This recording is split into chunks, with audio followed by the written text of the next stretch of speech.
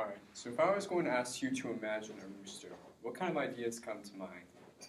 If you've grown up with them, maybe you think of them as kind of an alarm clock. If you grew up around someone that raised them, maybe as kind of a nuisance. But a few months ago, I was introduced to a new interpretation through a little figurine called the Rooster of Barcelos. Now, back in Portugal, as the name implies, there was a little town called Barcelos where roosters are commonplace. And in this town, there was a rich man named João. And João was known for his hoard of silver. And back in the day, he had a lot of influence because everyone else in the town was kind of poor at the time. Anyway, as he was counting his coins one day, he noticed that 15 coins were missing.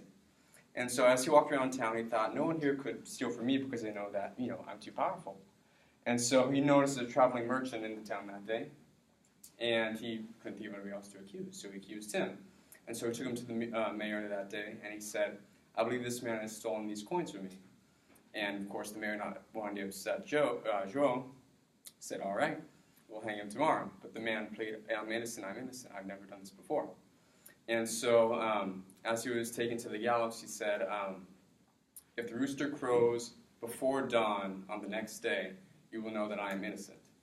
And so the next day, as he was to be hanged, the mayor went out to his farm and noticed that while it was still dark outside, the rooster started to crow. And we thought this was odd, so he ran to the gallows, and as he got there, the man was lying on the floor. And the rope that had tied around his neck had fallen, and he'd been saved. And so ever since that day, the rooster in Portugal has often been considered a symbol of truth, because just as the rooster always crows as the sun is about to rise, the rooster never tells a lie.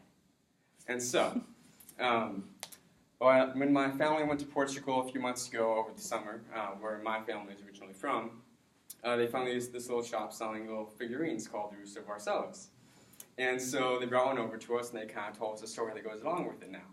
And in addition to that, each rooster that's made is unique and specific to the family that they're given to. And you can never buy the rooster for yourself as per the tradition. What you do instead is buy it for somebody you love, so that that love and happiness and joy that kind of goes along with the story is to be passed on to them. And so when they brought us the rooster, it was a little black one.